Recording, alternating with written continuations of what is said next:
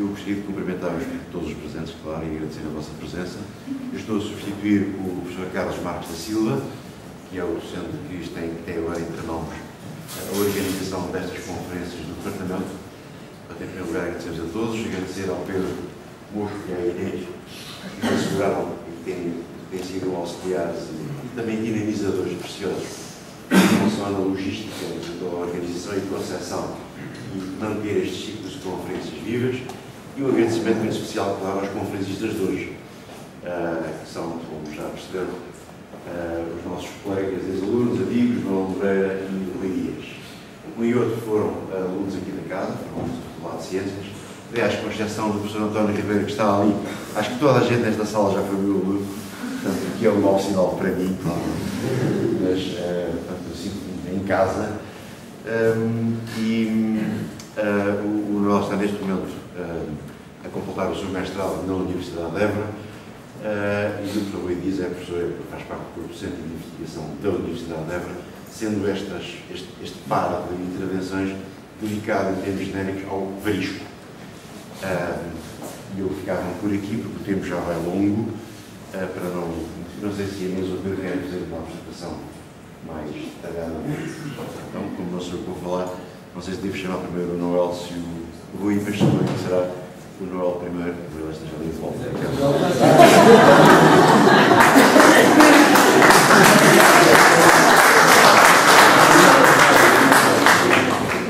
Mas tem que ficar bem.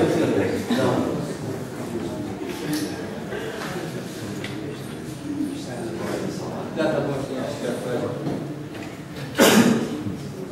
Bem, tá. Antes de mais, boa tarde. Vocês, quase todos, são meus conhecidos, meus colegas, meus professores. É um prazer estar aqui, muito obrigado à organização. E eu venho apresentar alguns dados preliminares acerca daquilo que é a minha temática de mestrado, que é a caracterização estrutural da zona de cisalhamento Barba da Jorge Córdoba, na região de Abrantes. Como vocês sabem, grande parte do território nacional português está inserido naquilo que se chama o Maciço Ibérico. O Maciço Ibérico tem uma série de divisões, uma série de zonas, zonas estas que desde há muito tempo vêm a ser discutidas. Este é apenas um dos modelos tectónica de placas para o varisco europeu. Okay? Temos aqui Portugal, Maciço Ibérico, e vamos falar um bocadinho mais acerca disto.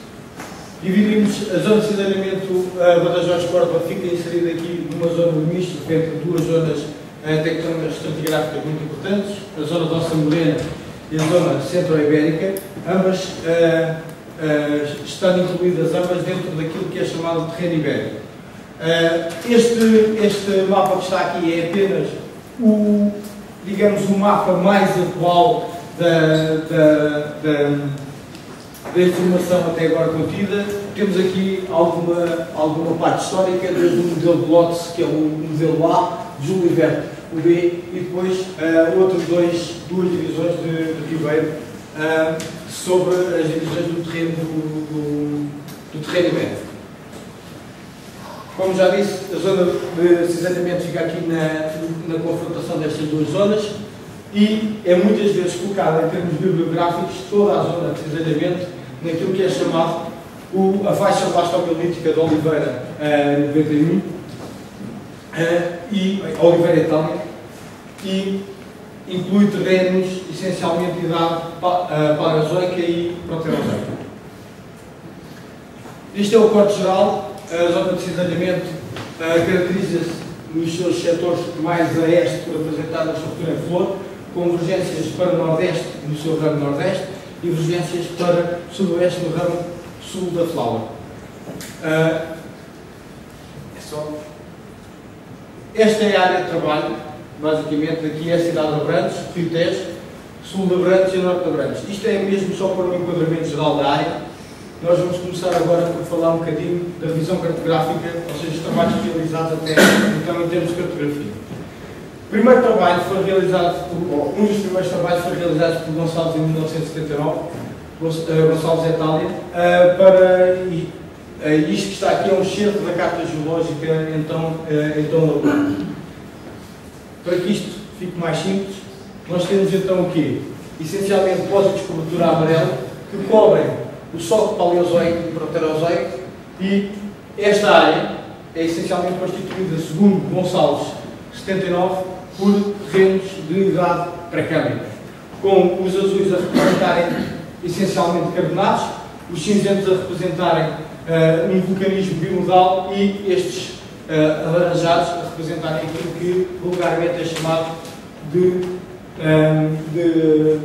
desculpem, aqui isto são essencialmente xistos, e ao conjunto destes três nós chamamos vulgarmente a série negra. No entanto, trabalhos mais recentes foram realizados por Romão et al. E nesta região, que é a região em causa, propõe-se uma estratigrafia ligeiramente diferente. A estratigrafia engloba série negra na base e, posteriormente, o que mármores e metadolomias e metavulcanitos ácidos rivais, que são os metasedimentos com vulcanismo bimodal, com a série negra apenas a pertencer àquilo que são aqui os materiais mais existentes, sendo os calcários e os metavulcanitos ácidos e básicos pertencentes ao câmbio, ou à base do câmbio. Então temos aqui, desde já, a primeira problemática da área em causa, que é que idade, qual é a idade dos metasedimentos pertencentes ao grupo da branca? Será paleozoico ou proterozoico? Uma das possibilidades de desvendar esta problemática é através da correlação com a estratigrafia da Ossa Morena no Cobalt. A Ossa Morena é uma zona bastante complexa e é dividida essencialmente em 4 grandes setores, com 4 colunas estratigráficas diferentes. Okay? Nós apenas vamos falar da transição pré-câmbrico-câmbrico, okay? Que é aquilo que nos interessa, para saber se realmente há algum tipo de correlação que possa ser feita entre aquilo que são as colunas propostas e aquilo que será a coluna para a área em causa. Para a faixa blastomiolítica temos aqui 4 colunas distintas, propostas por Oliveira, por Pereira et al. Em 2010 e por Pereira e Silva em 2006 e Pereira et al. Em 2006. Estas duas são colunas marcais, estas são colunas essencialmente gerais. Sobre aquilo que foi chamado a formação de campo maior, assenta a chamada série negra, formação de costeiro. Muitas vezes, estas duas formações são chamadas série negra indiferenciada, ou seja, tudo o que são terrenos essencialmente inferiores, ou de idade inferior ao paleozoico superior, ao câmbrico, é vulgarmente, ou em alguns casos, englobados num só pacote que é chamada série negra. Sobre esta série negra, surge, segundo Oliveira, posteriormente aquilo que é chamada a formação da urra e posteriormente o quartzito americano, que é uma das formações típicas da zona centro-ibérica, que é colocada por cima de tudo aquilo através de um acidente. Essa coluna é aqui assim também feita por Pereira et al.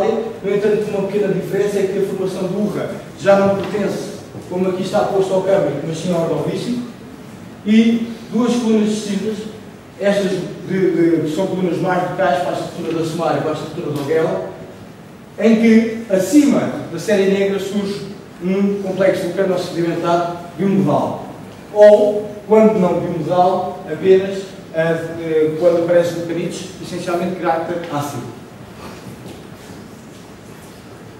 Para o setor de alternos são elvas, mais uma vez a série negra aqui representada cinzento, e a primeira diferença relativamente à anterior referida é que em todos eles surge a cor de rosa, aquilo que é a chamada formação carbonatada.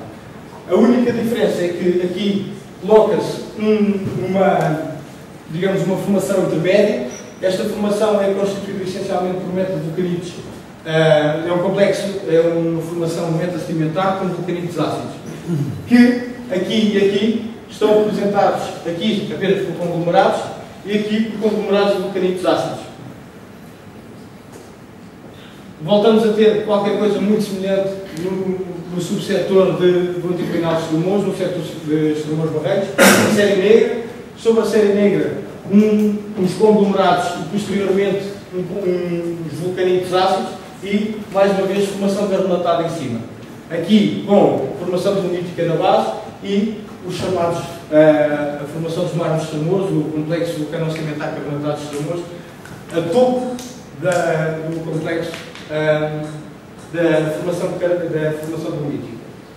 Por fim, para o setor morficário, voltamos a ter a série negra, aqui com individualização da formação de coral, aqui sem individualização, ou seja, chamou-se série negra diferenciada para Araújo 2006. Acima disto, voltamos a ter, mais uma vez, conglomerados ou vulcanismo ácido e, novamente, uma formação carbonatada. Para a área em causa, nós, se tivermos um pouco de atenção àquilo que são os dados bibliográficos, podemos pensar que, imediatamente, poderíamos ter aqui uma correlação entre aquilo que são os dados de campo e os dados bibliográficos no respeito à estratigrafia, com série negra, posteriormente um conglomerado base, uma formação carbonatada e uma formação meta-sedimentar com vulcanismo brutal, que é basicamente o que vai aparecendo em termos gerais para os diversos setores da zona açambureira. O setor de Abrantes fica localizado numa zona bastante importante porque é a zona de confrontação entre duas zonas de cisalhamento bastante importantes a nível do Marisco Ibérico. A zona de cisalhamento Tomar, Badajoz, Córdoba e a zona de cisalhamento Porto, Tomar, Ferreira do Alentejo. Parte desta zona de cisalhamento está coberta pelos depósitos do Cenozoico da bacia do Tejo e do Sado. Inicialmente, estas zonas de cisalhamento eram consideradas contíguas, desde Porto até Córdoba. Está aqui apenas um dos mapas que aparecem na bibliografia. A zona de cisalhamento iniciava-se mais ou menos na região do Porto, passava na região de Tomar e seguia em direção a Córdoba.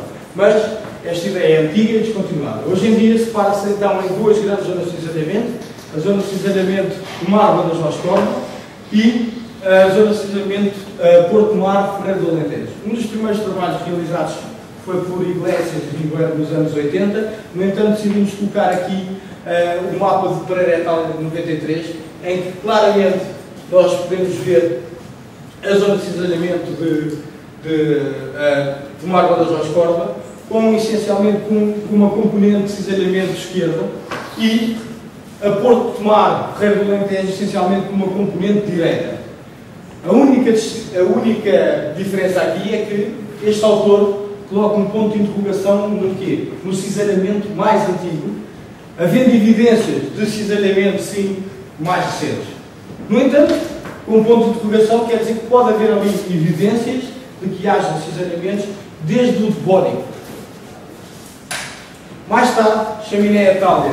E Chaminé 2000 realizaram uma série de trabalhos e colocam toda esta zona de cisalhamento como uma transformante, algo semelhante, citando a Tesa, à falha de Santo André. E parte, mais uma vez aqui a tracejado, parte da falha, porque essa falha está coberta nos depósitos e a zona de cisalhamento do Mar Badajoz de Córdoba morre de encontro à zona de cisalhamento de Porto Tomar. Mais recentemente, Pereira et al. 2009,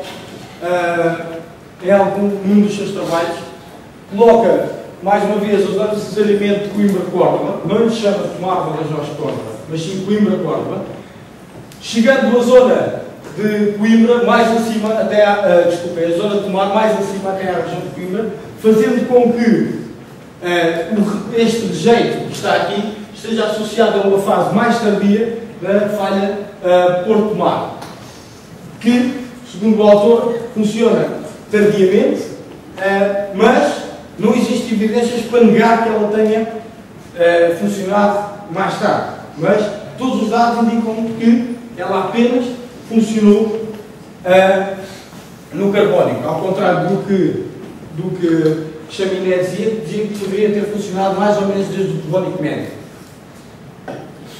A zona de cisalhamento Tomar, Badajoz, Córdoba é uma zona de cisalhamento complexa, com histórias com uma série de interpretações distintas, desde estruturas cadolmianas, ou seja, do pré-câmbio, reativadas em cisalhamento esquerdo do varisco, até estruturas variscas associadas a um cisalhamento esquerdo, ou seja, não é uma área de todo consensual, mas nós temos aqui apenas um dos trabalhos, Ábalos e Cossy. Ábalos e Cossy dividem a zona de cisalhamento essencialmente em dois troços principais, um troço polimetamórfico, com dois episódios de metamorfismo diferentes, e um troço monometamórfico, com apenas um episódio de metamorfismo. No troço polimetamórfico engloba rochas desde o Proterozoico ao Paleozoico.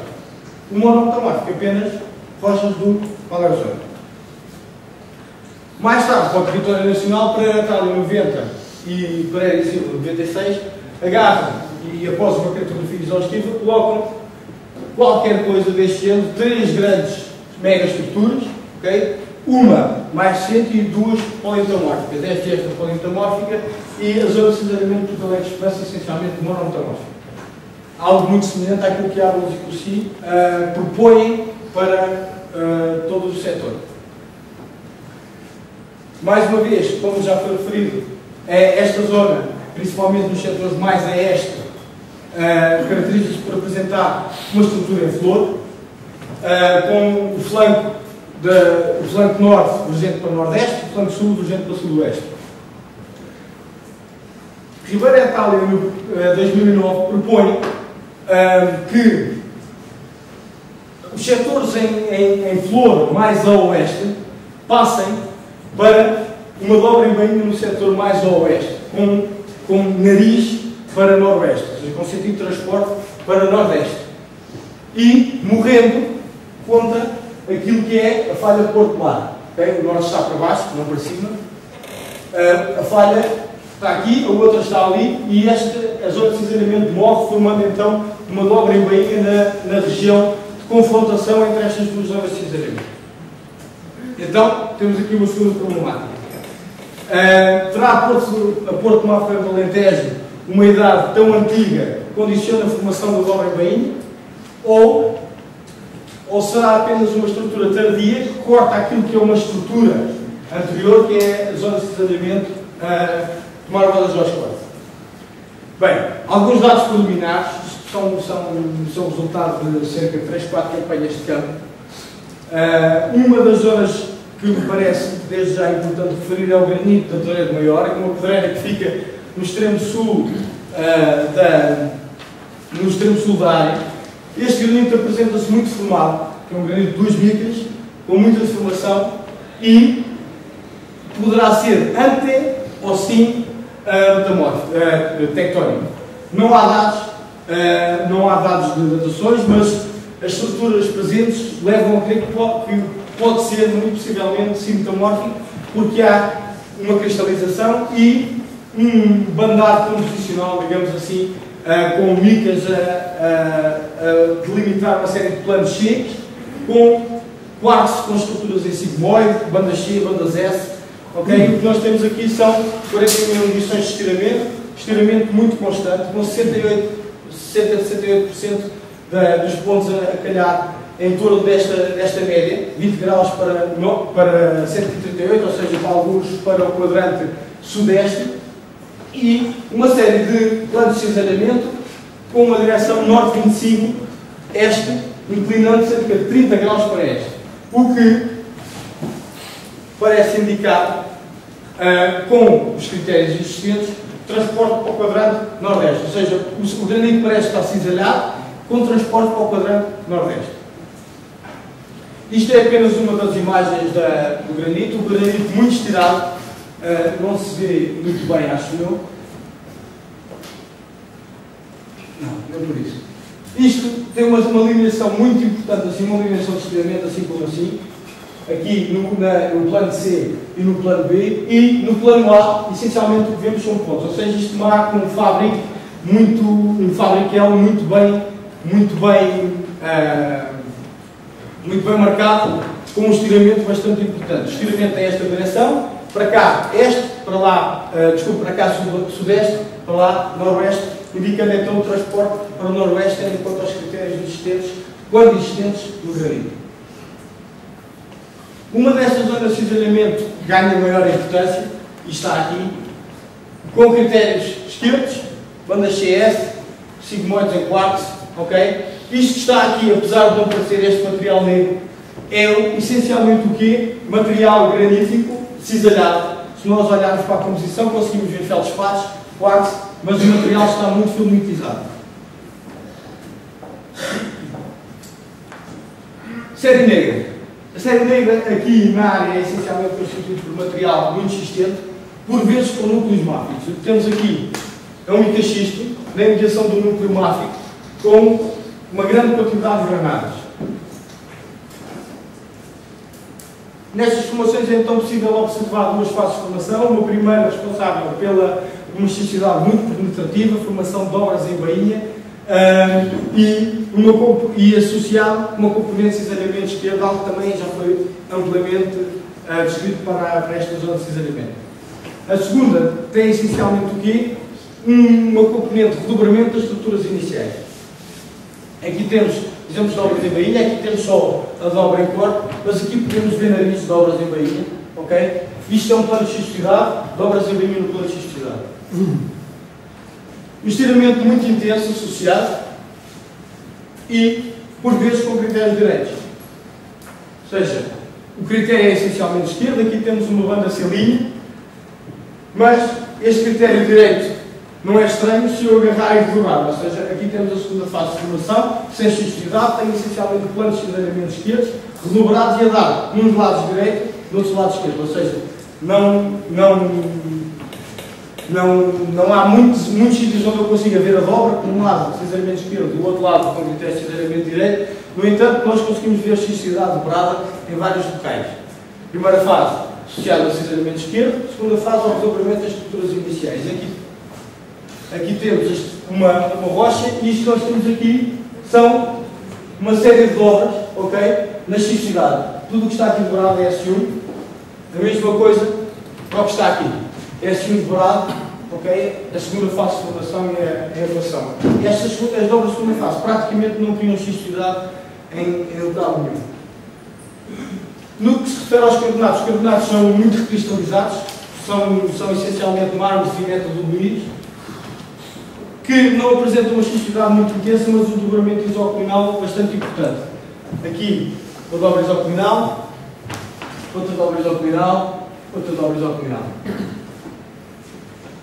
Isto não se vê muito bem daí, pois não?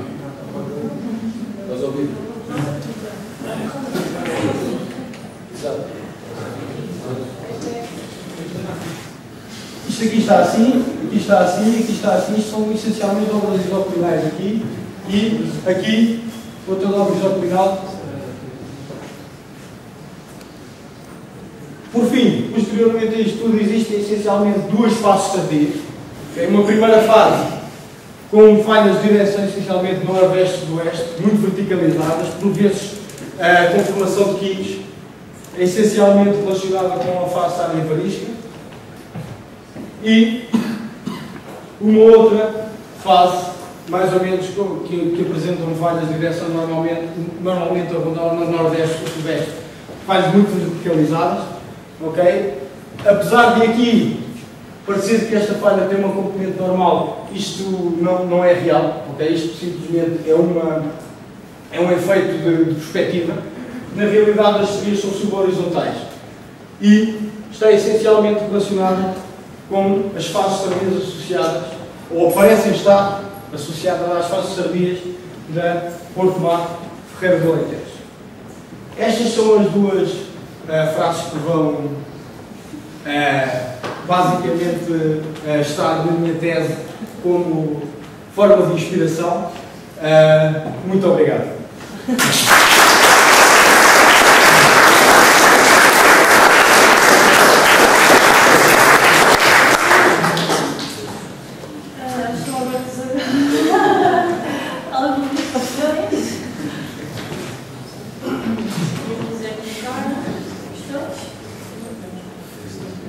Quem não quiser, pode não perguntar. Não, posso dar uma questão. Na primeira meia hora, afirmaste que aquelas estruturas cisalhantes, corpos cisalhantes, corresponderiam a granito cisalhado.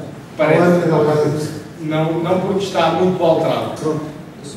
Sim. Pronto. Nós temos uma interpretação de campo diferente para a natureza da rocha. Parece-nos de facto um filão de natureza máfica. Sim, não tenho amostra, mas não tenho banho. Há um outro local, não aí, mas na zona inferior da pedreira, não naquela, na subida, sim. Também tem uma outra estrutura daquele género. Aí é filão. Ali eu tenho algumas dúvidas porque eu consigo ver grãos de quartzo, grãos de feldspato lá no meio, pode ser escorrência. Em parte da escorrência e outra parte pode ser alguma contribuição. Ok. Tem a reabertura sucessiva e depois é cisalhado. Já agora, a propósito do granito maior, ele está claramente cisalhado. Está. Agora a questão é, ante ou sim? Tectónico. Cisalhado está. O ante ou sim relativamente aqui. À fase tectónica. Ou seja, se o granito é ante-tectónico ou sim tectónico. No meu ponto de vista é sim tectónico. É indubitável que ele tem uma definição interna plástica muito significativa. Com ribbon de quartzo, com deformação dupla nos feldspatos. Sim, as lâminas acabaram de ser feitas e toda esta informação existe essa informação.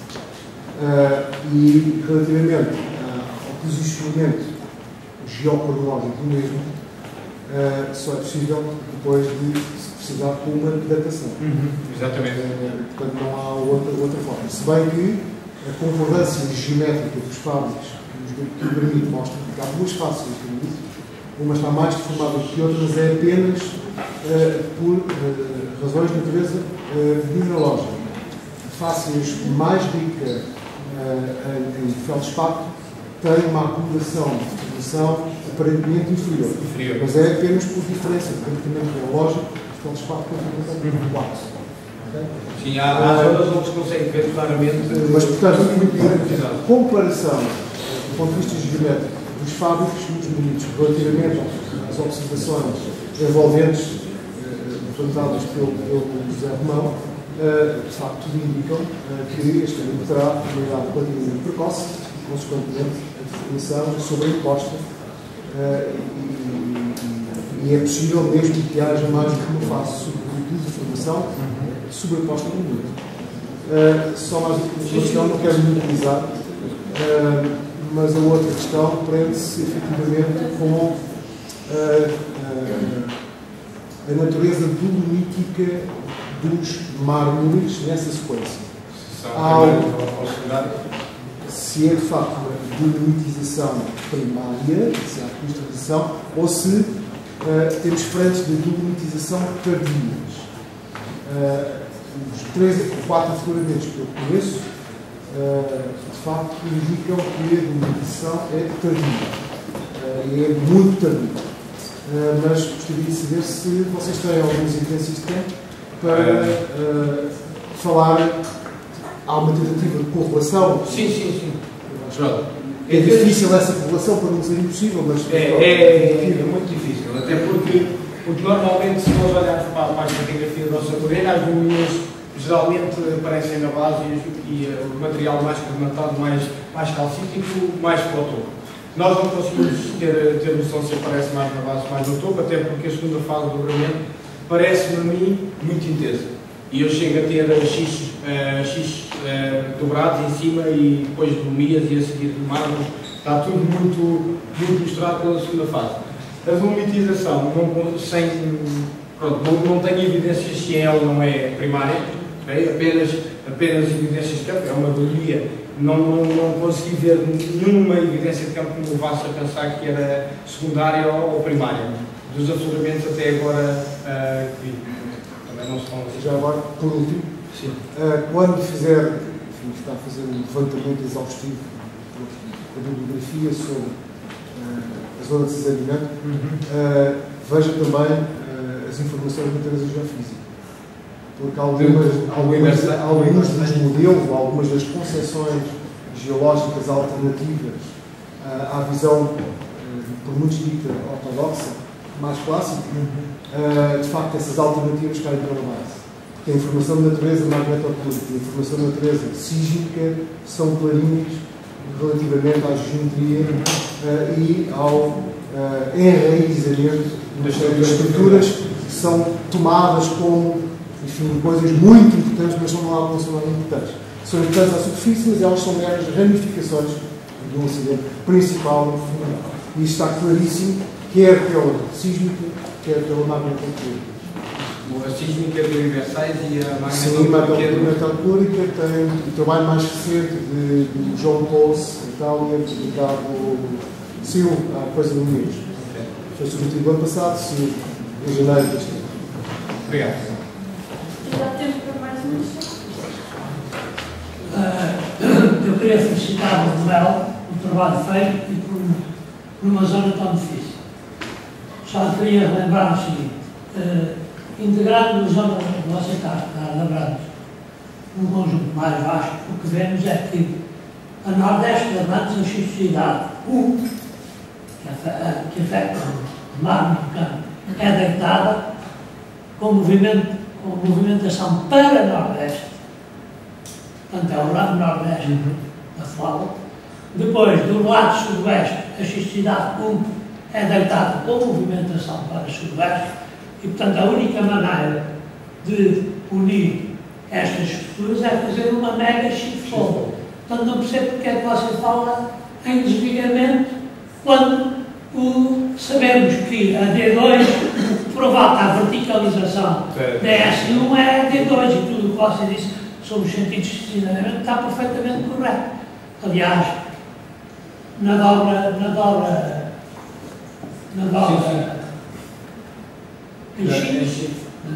dobra bainha, pois, os sentidos de movimento aqui e aqui são contrários. Portanto, acho, estou muito contente com o trabalho. E agora só esperamos a datação dos granitos. Há-me dizer alguma coisa. Lembro-me que mais a sudeste há granitos com a mesma lineação de esticamento vertical como desligamento esquerdo, que é o granito de Andrés, também vai ser datado. E, para mim, o mais difícil é confirmar, quer dizer, por correlação está certo, mas confirmar por via isotópica, por via geocronológica, o protorazóide do interior da shitfold. Isso para mim é o mais difícil. Vai ser o mais complicado. Quanto ao bimodal, também penso que a geometria vai resolver o assunto. Portanto, mas ainda bem que temos trabalho de campo a que nos agarrar, que é para não ter um número assinado.